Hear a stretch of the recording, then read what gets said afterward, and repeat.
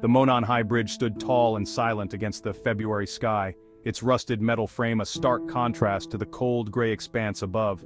The bridge, a relic of a bygone era, seemed almost frozen in time, a silent sentinel over the quiet landscape. Below, Deer Creek flowed with icy water reflecting the bare branches of the surrounding woods. The creek with its cold, clear water mirrored the stark beauty of winter, the bare trees standing like silent guardians along its banks. It was a Monday, February 13, 2017, a day for school, but a day off for 14-year-old Liberty German and 13-year-old Abigail Williams. The school, usually bustling with activity, stood empty and quiet, a stark contrast to the excitement the girls felt about their day off. They decided to spend their day off exploring the Delphi historic trails, their youthful laughter echoing through the trees. The trails, with their winding paths and hidden nooks, were a perfect playground for the girls, their joy and excitement palpable in the crisp winter air.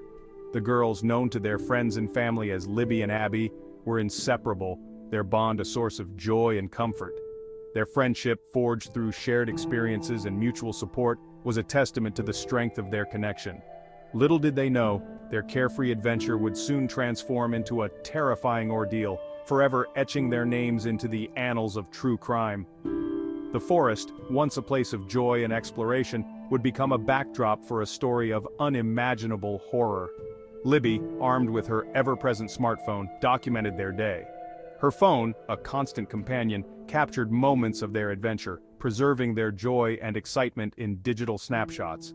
Snapshots captured the beauty of the old railroad bridge, the sun filtering through the trees, and the girls' smiles, wide and innocent. The bridge, with its weathered planks and rusted rails, was a perfect backdrop for their photos, its history adding a sense of timelessness to their day.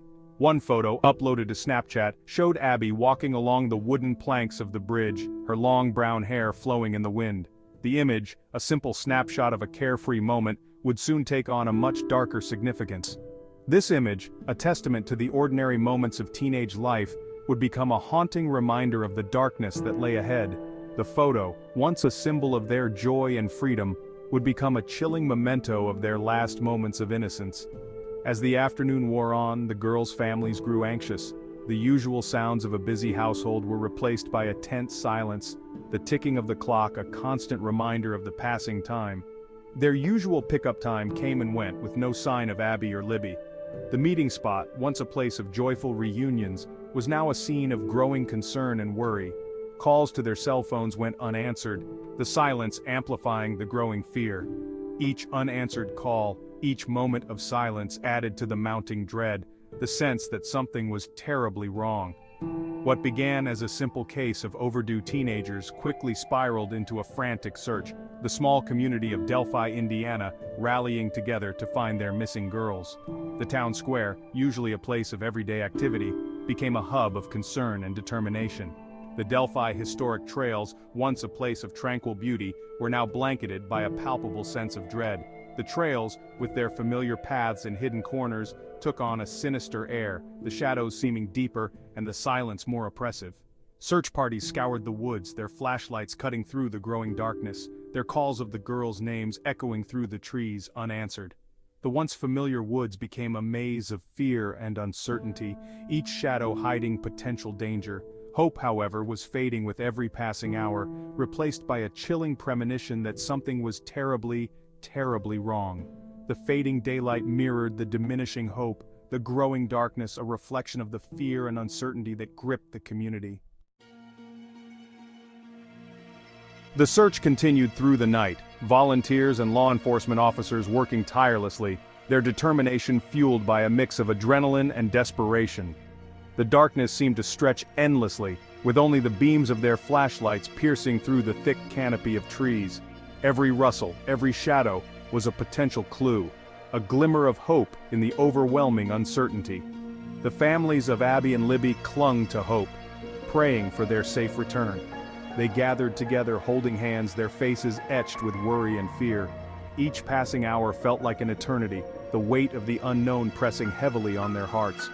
The community held its breath, the silence in the woods deafening, broken only by the rustling of leaves and the distant calls of the searchers. The once familiar forest now felt alien and foreboding, its shadows hiding secrets that no one wanted to uncover. As dawn broke on February 14th, Valentine's Day, a somber realization settled over the search party. The light of the new day brought no relief, only a stark reminder of the time that had passed. The searchers, exhausted and weary, knew that the chances of finding the girls alive were slipping away. The girls had been missing for over 24 hours, and the chances of finding them safe were dwindling with every passing moment. The searchers' faces reflected their growing despair, their eyes scanning the forest with a mix of hope and dread. The beauty of the natural landscape seemed to mock the tragedy that had unfolded within its embrace. The serene surroundings, with their tranquil beauty, stood in stark contrast to the horror that had taken place. It was a cruel reminder of the fragility of life and the darkness that can lurk beneath the surface. It was during this second day of searching that the devastating discovery was made. The searchers' worst fears were realized, and the weight of the tragedy settled heavily on their shoulders. A volunteer searcher, following a hunch, ventured off the beaten path, deeper into the wooded area surrounding the Monon High Bridge. The decision to stray from the main search area was driven by a gut feeling, a sense that something crucial had been overlooked. There, amidst the trees, partially concealed by the undergrowth, lay the bodies of Abby and Libby. The sight was a heartbreaking confirmation of the worst possible outcome, a scene that would be etched into the memories of those who found them. The vibrant young lives that had walked the bridge just a day earlier were gone, their laughter silenced forever. The bridge, once a place of adventure and joy, now stood as a silent witness to the tragedy. The discovery sent shockwaves through Delphi and beyond. The small town, known for its close-knit community and peaceful surroundings, was thrust into the national spotlight, its residents grappling with the horror that had invaded their lives. The idyllic image of the small town, nestled amidst the rolling hills of Indiana, was shattered, replaced by the grim reality of a double homicide that had claimed the lives of two innocent girls. The community came together in their grief, holding vigils and offering support to the grieving families. The question on everyone's mind was a chilling one: who could commit such a horrific act, and why? The search for answers began with detectives combing through evidence and the community rallying to find justice for Abby and Libby. The sense of loss was palpable, but so was the determination to uncover the truth and bring the perpetrator to justice. In the wake of the tragedy, investigators worked tirelessly, determined to bring the perpetrator to justice. They combed through every piece of evidence, no matter how small, hoping to find a breakthrough. The crime scene, meticulously processed, yielded few clues. Every inch was scrutinized, but the meticulous nature of the crime left little behind. There were no signs of a struggle, no obvious causes of death, and no witnesses to the crime itself. The serene forest path seemed to mock the investigators with its silence. The killer, it seemed, had vanished without a trace, leaving behind only heartbreak and unanswered questions. The community was left in mourning, grappling with the loss and the fear of an unknown assailant. However, amidst the darkness, a glimmer of hope emerged from an unexpected source: Libby's smartphone. This device, often seen as a mere tool for communication, became a beacon of hope. The teenager, in a moment of chilling foresight, had captured something on her phone that would change the course of the investigation. Her quick thinking in a moment of fear would prove invaluable. As the girls walked the bridge, Libby had noticed a man walking towards them, his demeanor striking her as odd. His presence felt out of place and her instincts told her something was wrong. Sensing danger, she had discreetly activated the video recording function on her phone, capturing the man's image and, most crucially, his voice. This act of bravery would provide a crucial lead. The audio, brief but chilling, sent shivers down the spines of investigators.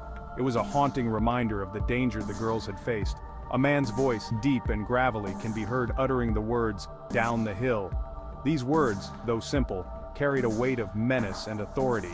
These three words, spoken with an air of authority, would become the centerpiece of the investigation, a haunting clue left behind by a killer who likely believed he had covered his tracks. The recording became a pivotal piece of evidence, driving the investigation forward, and giving the community a sliver of hope that justice would be served. The discovery of the audio recording, a chilling whisper from beyond the grave, breathed new life into the ongoing investigation. The grainy image of the man on the bridge, dubbed Bridge Guy by investigators, was released to the public, along with the eerie audio clip. The hope was that someone, somewhere, would recognize the man's voice, his gait, or some other detail that could lead to his identification. The response from the public was overwhelming and immediate.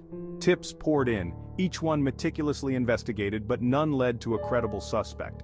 The case, featured on national news programs and true crime podcasts, captivated the nation, the mystery of the Delphi murders becoming a morbid fascination for many.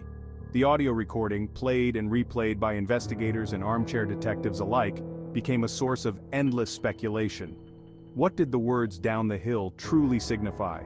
Was it a command, a threat, or something else entirely? The ambiguity of the phrase only added to the mystery, fueling countless theories and potential scenarios. In recent years, law enforcement has released not one but two different sketches of potential suspects.